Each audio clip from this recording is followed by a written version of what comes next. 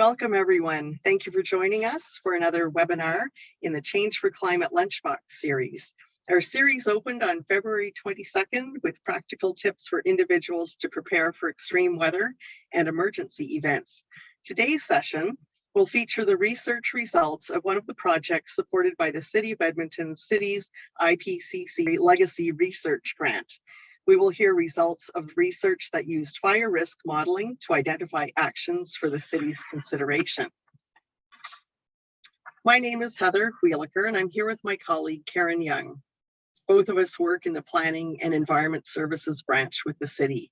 We're joined today by Stephanie Drozda with Alberta EcoTrust Foundation, our partner for the city's IPCC Legacy Research Grant program. And just a note, this session will be recorded. At this time, I wish to acknowledge that we are on the traditional land of Treaty 6 territory. We stand in solidarity with and support Indigenous people and commit to continue our individual and organizational journeys of meaningful reconciliation. Thanks, Heather. Well, hi, it's nice to be here with everyone. I'm a program specialist with Alberta EcoTrust Foundation, and since 2019, we have partnered with the city to deliver the city's IPCC Legacy Research Grant Program.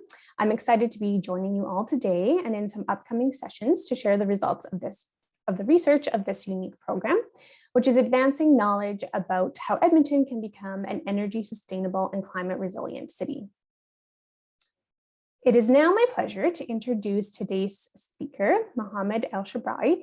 He is a graduate research and teaching assistant in the Department of Civil and Environmental Engineering at the University of Alberta. He holds a Master of Science in Computer Engineering and a Master of Science in Civil and Environmental Engineering, and has had research and development jobs in 3 multinational corporations. So I'm now going to turn it over to Mohammed to walk us through the research on diverting risk, supporting climate resilience through fire risk modeling within the City of Edmonton. Thanks, Stephanie. So I'll start sharing my screen now. So hello, everyone. Thanks for this introduction, and thank you all for being here. So I'm going to talk about my research and all my findings. So let's get started.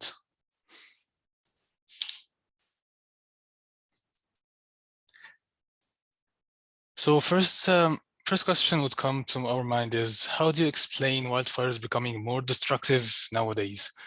Or better, how do you explain when municipalities are well prepared to fight wildfires when they have all the necessary budget and tools, but they fail and fires go out of control? Like, for example, Alberta's Fort McMurray in 2016 was the biggest loss in Canada in a single year. It's estimated to be $3.8 billion in insured losses.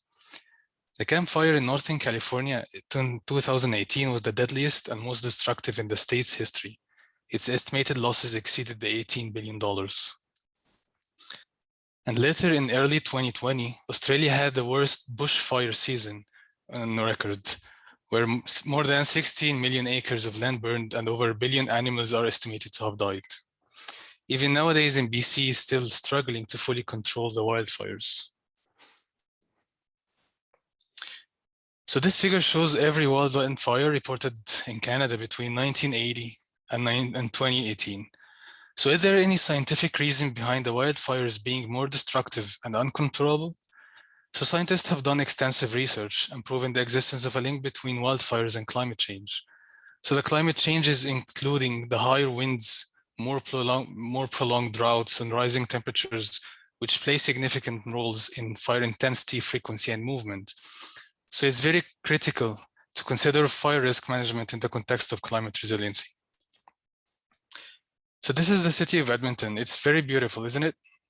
So the City of Edmonton is known for being one of the North America's greenest cities and have the longest stretch of urban with population of almost 1 million residents. So Edmonton has warmed up at one of the most rates in any city on the planet over the last 50 years.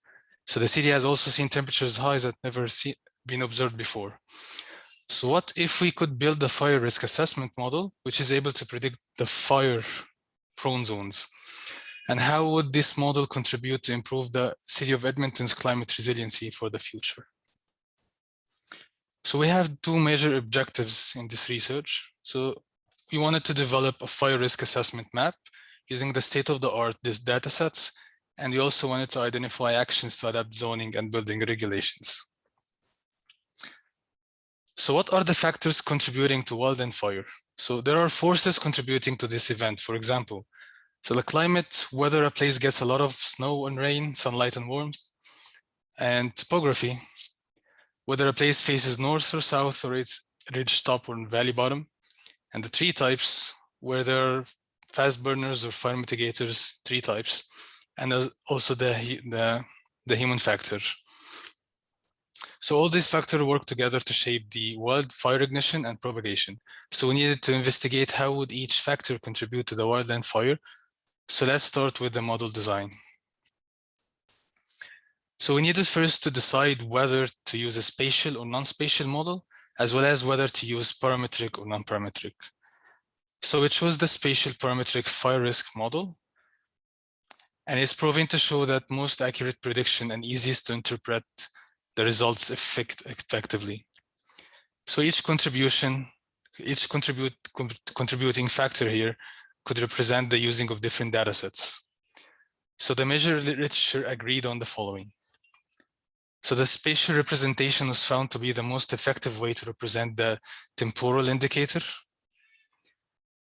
And the spatial and human indicators were effectively represented by combining the LiDAR dataset and satellite image and the ALPVI datasets. I'm going through all these abbreviations in a bit.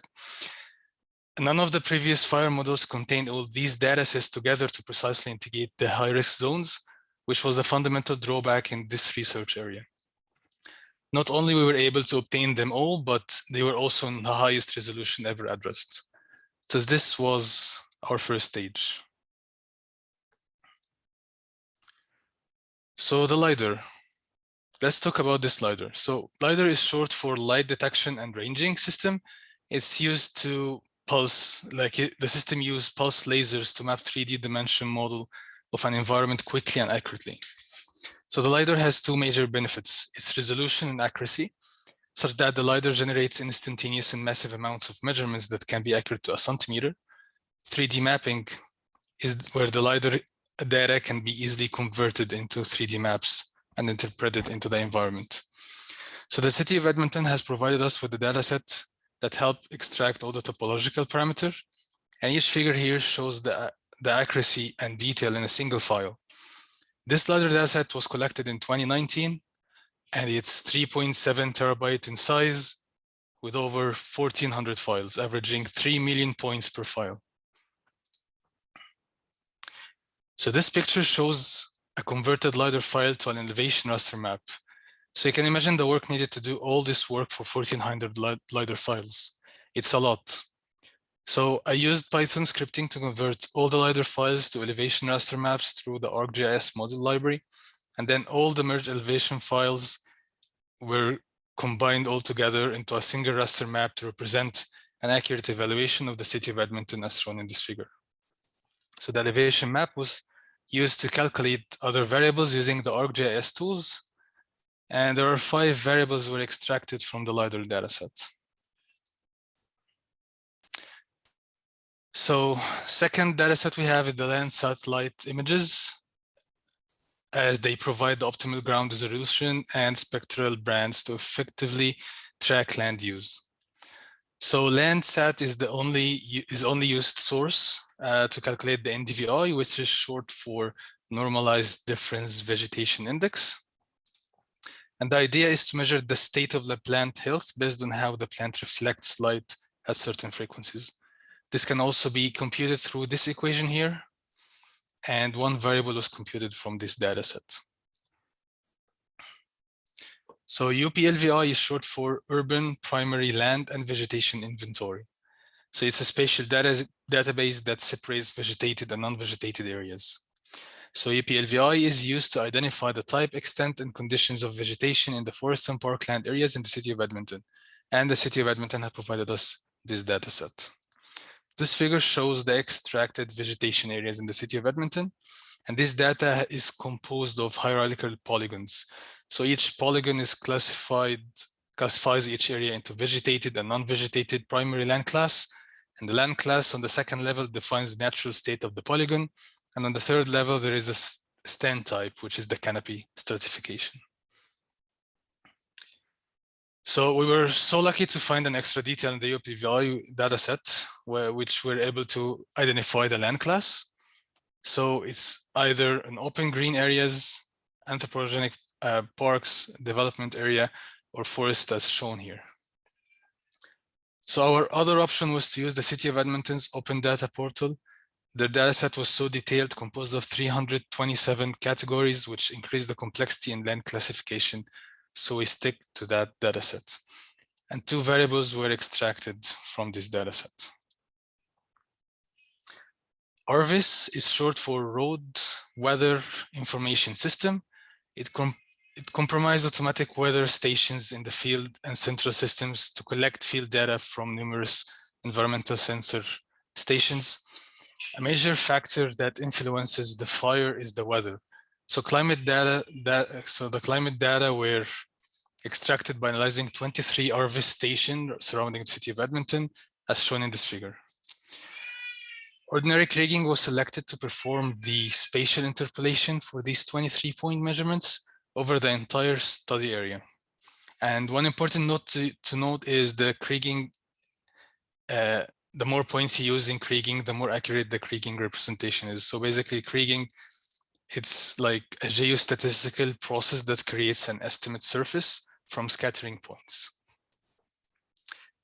So 50 points with respect to the literature was the minimum to generate an accurate map. And this was a limitation of our research at the beginning. And again, we were very lucky again to have the opportunity to obtain point representation of the RCP 8.5 climate data, which was obtained from the University of Regina. So as shown in this figure, the data comprised of 120 times 66 grid points centered over the City of Edmonton with a 30 meter times 30 meter grid area. So the rest of the 4 important variables were constructed from the RCP 8.5 dataset. And as mentioned earlier, ordinary kriging was used to convert the point representation to spatial representation. And we had 2 major obstacles we encountered during this data processing: that the files were supplied in INC format, which was not readable format in the ArcGIS model. And the second one was the variables, they had different spatial projections. So now I'll show you the methodology followed to build our model. So the overall workflow is shown here. It includes compiling the independent variables and then constructing the AHP matrix and assigning the weights to corresponding variables, and then building the model of the fire risk assessment, and then generating the current and forecasted fire risk maps. We also construct the ecological vulnerability classification map. And finally, we identify the high-risk zones. So let's see each component in detail. So first, these are the independent variables that were chosen to represent the fire risk assessment for the City of Edmonton. And this shows the 4 major criteria that contributed to wildland fire ignition. And each criteria has its own set of variables that were fully represented for each criteria. And second, the AHP, or the analytical hierarchy process, is a hierarchical weight assignment method for each factor. And an expert defines to what extent one factor is more important to the other. So this defines the relative position of one factor compared to all the other factors. And to verify the weight assigned, the consistency ratio is calculated for each eigenmatrix. So 2 reasons we chose the AHP method over the risk quantification and probability generation. The first one is its ability to overcome the subjectivity problem in weight assignment. And the second one is its hierarchical framework, simplicity, and transparency are advantages that allow users to consider and measure relative importance of indicators. So we have conducted our own assessment. Experts from urban planning and economy department from the City of Edmonton were consulted to tailor the weight for its urban setting. The assessment was done through the Google form questionnaire, And as shown here, it was built such that it's very intuitive as possible, and ask them to select how each variable or criteria related to the other based on their expertise. And the output of the weights of our AHP matrices was here. And we have 5 AHP matrices, 1 for each criteria, and a fire risk assessment. So as mentioned earlier, we verified all these weights using the consistency ratio. The third thing is our third module is the building of the model. It was done through the suitability analysis in ArcGIS. Simply speaking, each raster map is multiplied to a corresponding weight, and then all the weighted raster maps are added together to represent the final raster map. We normalized all the values from 0 to 1, and I will show in a simple demonstration how the suitability analysis results in the results section. So this is our conceptual model of the fire risk assessment model building. So simply all the variables and criteria are added all together to the weight assignment map. And by using linear combination, we're able to generate the fire risk map and also the forecasted risk map. So let's look how can we generate the forecasted climate maps. So these figures show the current climate variables and their projections for 2050 and 2080. They were all constructed from the RCP 8.5 dataset using the ordinary kriging, as mentioned earlier. So using the climate risk equation here, we can generate the forecasted climate maps as shown.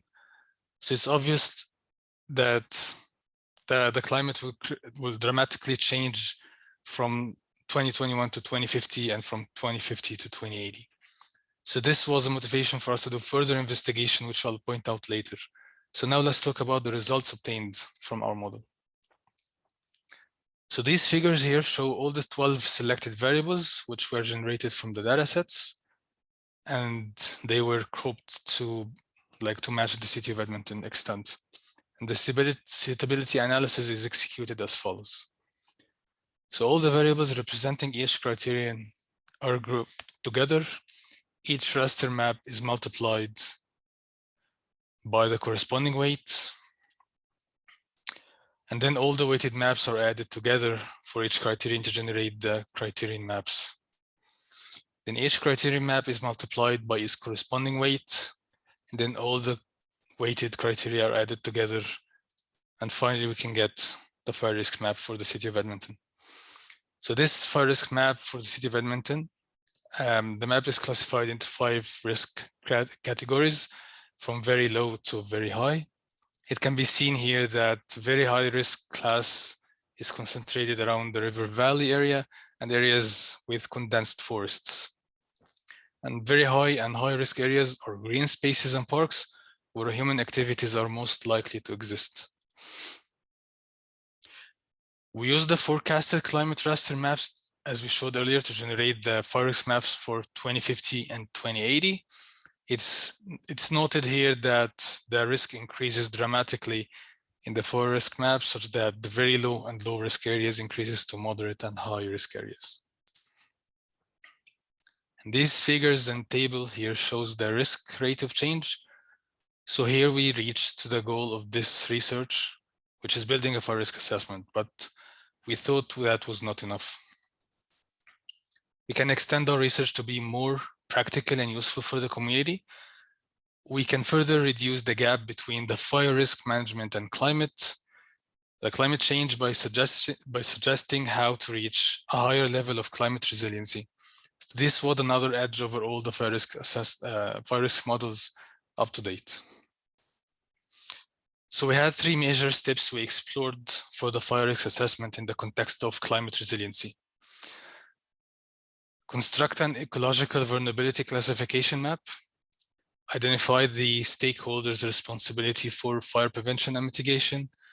Provide 4 strategic cornerstones towards climate resiliency. So let's talk about each of them. So what is vulnerability classification? So it is basically classifying the ecological map into 3 types of ecological regulatory zones: green, gray, and red line areas. So the ecological green line areas are most livable for residents, such that these areas are abundant in residential buildings, natural resources, and recreational areas.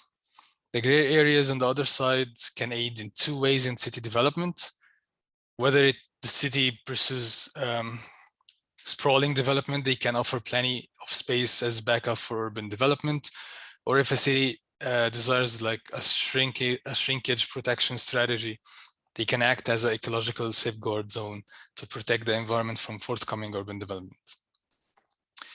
And finally, the ecological red line areas are ecologically preserved and cannot be used for urban development, such as the lakes or protected forests. So why do we need a vulnerability classification map along with the fire risk assessment map? So according to the literature, combining the fire risk assessment with the vulnerability classification, it provides an in-depth understanding of high risk zones. It also allows planning and executing effective fire risk management plans in the event of fire outbreak. So next, who's responsible for firefighting and fire mitigation? Let's talk about that. So yeah, so the residents, homeowners, fire departments, and the government all share responsibility in developing a climate resilient city.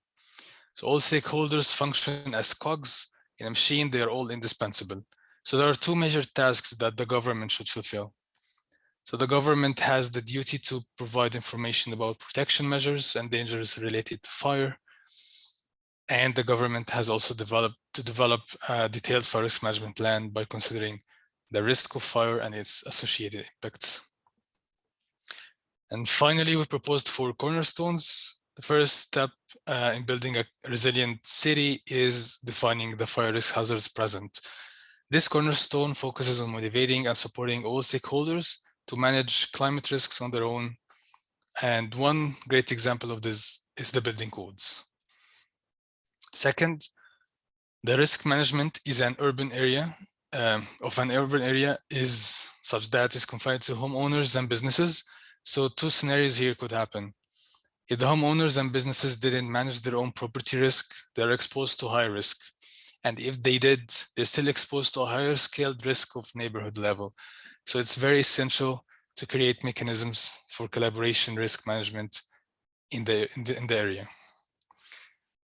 Third, improved safety has the potential to improve the attractiveness of the area, which will increase its value and will attract investments.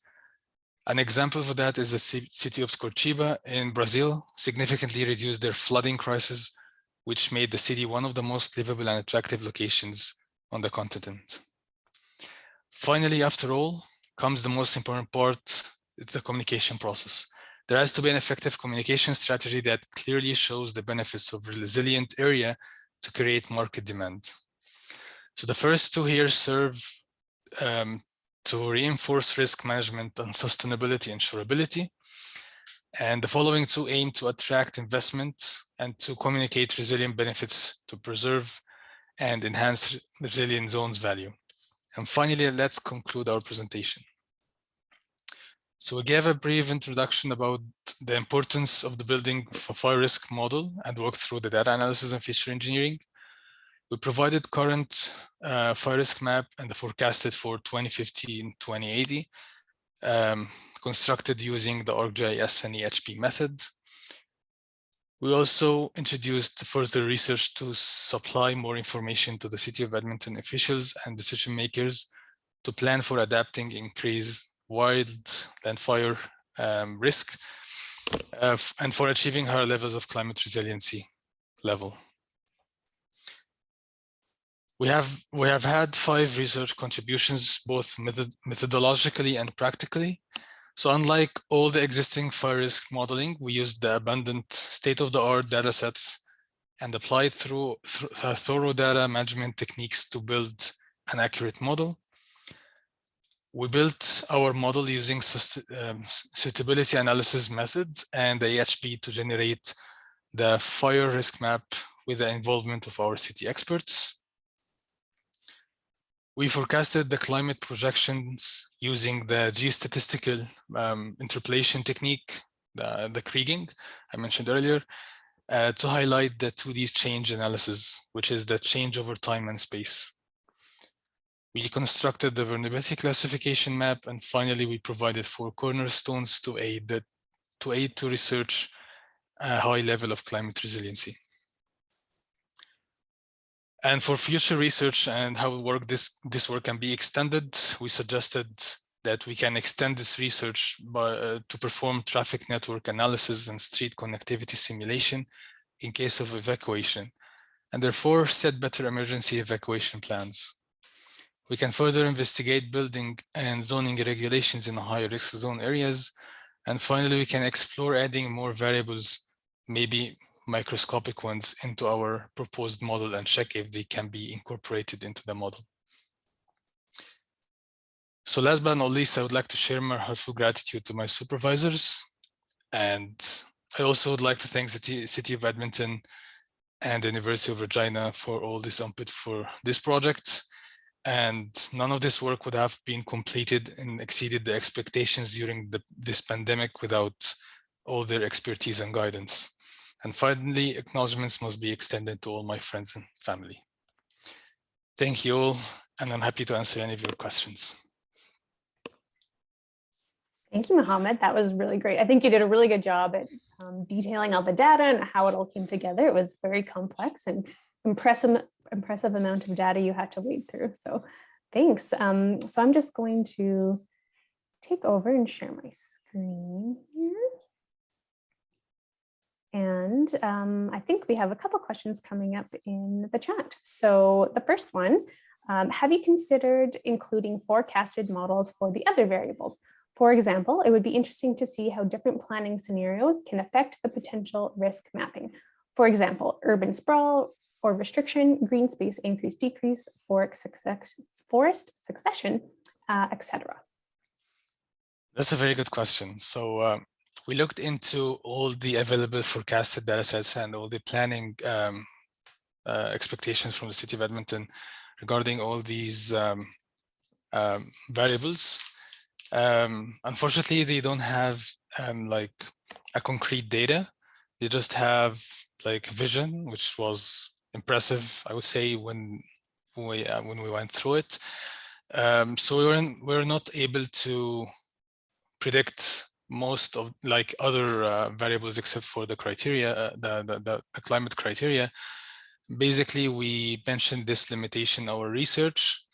However, we said that all the topology of City of Edmonton, which basically the elevation of over the sea levels, would never change. The biological structure of the City of Edmonton, we don't have any forecasted data, so that's this one of our limitations. But we considered all these. We assumed that all of these parameters are constant over time, at least for the next 30 years, which is not a true assumption, but this was all the limitations we had because of the limitations of the availability of the data sets. Thanks. And Charlene, who asked a question, also said, thank you for the wonderful presentation, in case you didn't see that comment. The next question, also thank you for the great presentation.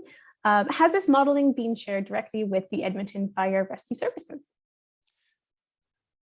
Actually, they were involved during the whole research. So we had meeting every month. We had internal meetings every 2 weeks, and we share all our results or all our models all up to date with the city officials. We had the interim presentation for City of Edmonton decision makers as well, the final presentation. We shared also the final report, and they were up to date during the whole research. So they got the model and they got everything, and they were also they were also suggesting some changes in the model which were off track, but we were able to catch them all to improve the accuracy of the model. And we also decided to dive deep into generating a climate resiliency ideas so the city can also benefit from that in the future development. Great, thank you. The next question, how do you go about benchmarking and validating this type of predictive RIC models? Were there any historic city data and events used, local or international? That's also a very good question.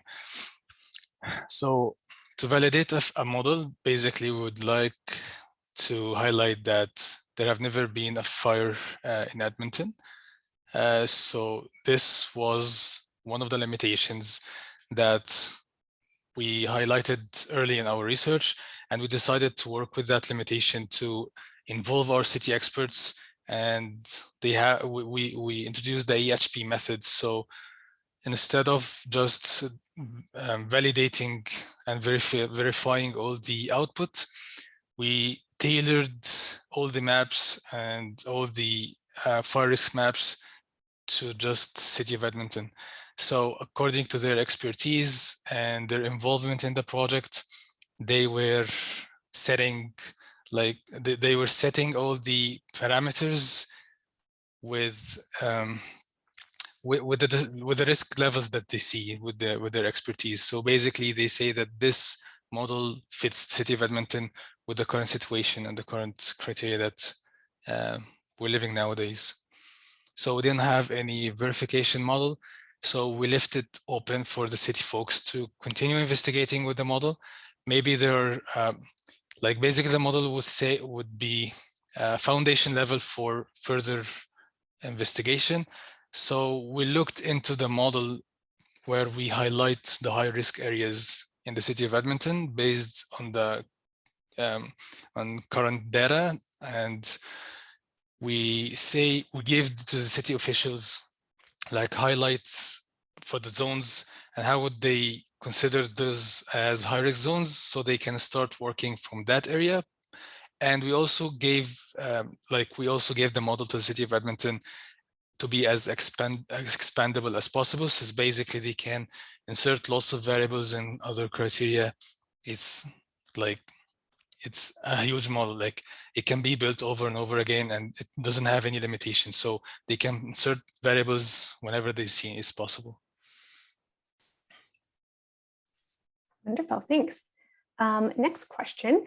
Curious why you did not use any of the Canadian Forest Fire Danger Rating System approaches and data here. The Fire Weather Index system could be very useful here, as would many of the other models used for predicting fire spread. We had this conversation early in our project. When we looked into the information that's given in the Canadian database, it wasn't as detailed as we wanted. So it was the picture came up pixeled and it wasn't as detailed as we got the RCP 8.5 data set from the city of Regina, which was 30 meter times 30 meter, and it was very detailed. It's like no research has ever gone through this level of detail before. So this was one of our major contribution to the cities, that we were able to focus on high zones as high zone areas where it's high risk, and then we considered the climate data that they are not published, as I said earlier, but they are data that's available and they're better resolution, better accuracy. So that was our intention, to use a better and more accurate data. Great, thank you. And correct me if I'm wrong, Mohammed, but I think some of that, the data from the city of Regina came from also a CitiesIPCC research project, I believe. Yes. So there was connection between between different research projects, which is really exciting to see. Interesting outcome. All right, so next question. How significant are the vegetation components to the risk results? And if they are a significant portion, to what extent do things like the evolution of trees subject to climate change, for example, dead matter, perhaps change of species, and how are they considered in the future models? Okay, so I'll try to answer this question in more general way.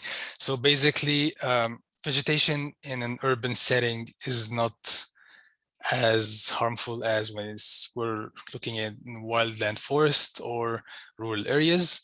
So that's why it's not getting a significant contribution in the model. That was also approved by the city experts. Most of the forest that's most of the forests in City of Edmonton, they're considered as preserved, and they're also regular cleaning. And like, for example, if there are the change between the seasons, and some of the trees and all the stuff might contribute to fire risk, but because of all the efforts from the city that they try to clean up and mitigate the fire, they do all mitigation plans to prevent any fire risk management, any fire risk in the future. This is a huge part as well. One last thing I'd like to highlight is the vegetation index in the City of Edmonton.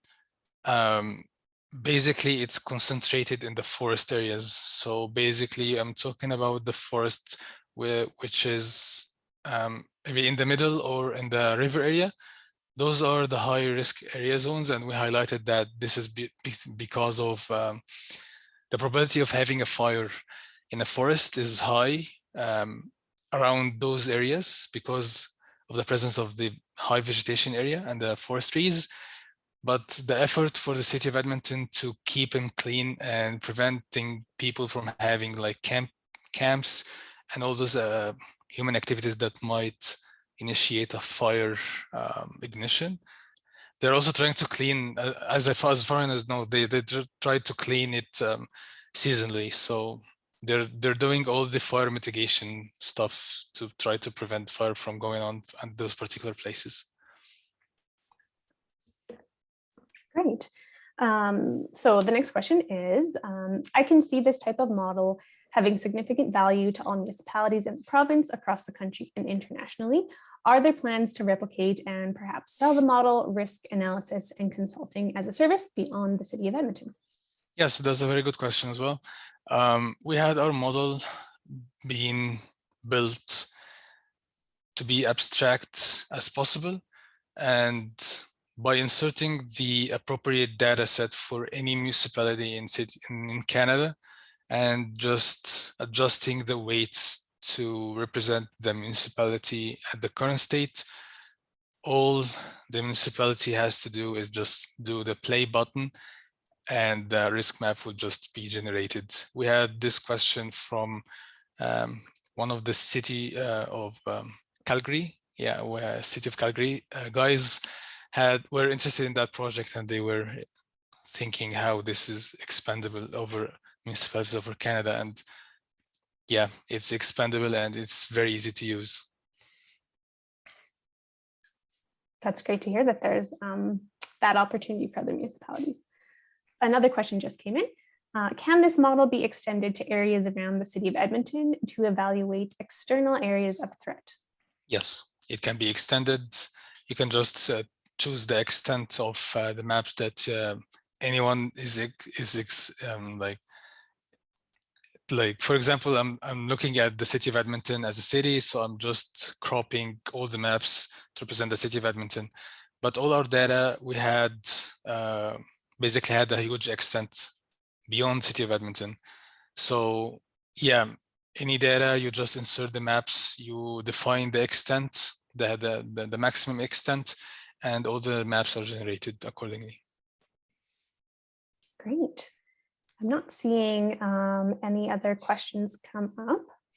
So I think we can head to the next few slides to wrap up. So thank you again so much, Mohammed, for taking the time to share your research. It was very, very interesting. And I think there's a lot of future opportunities, not only for the city to use this as we face our changing climate, but also it sounds like it can be applied for other areas. So really great to see. And I'll turn it over to Heather briefly. Sure, thank you. So I just wanted to jump in and say there are many ways to stay connected and stay informed about the city's climate change work. So please don't be shy to follow us. We hope that today's webinar has inspired you to learn more. I'm thrilled that we were able to showcase this important research as part of the Change for Climate Lunchbox series. So thank you so much, Mohammed, and thank you, Stephanie Drozda and Alberta Ecos Trust for co-presenting this session. Thanks, Heather. And thank you again to Heather and Karen with the city for organizing this and co-hosting this session with us.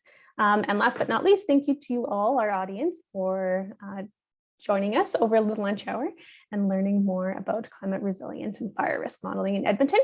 And so we just want to wish everyone a fantastic afternoon, and we hope to see you at a future session.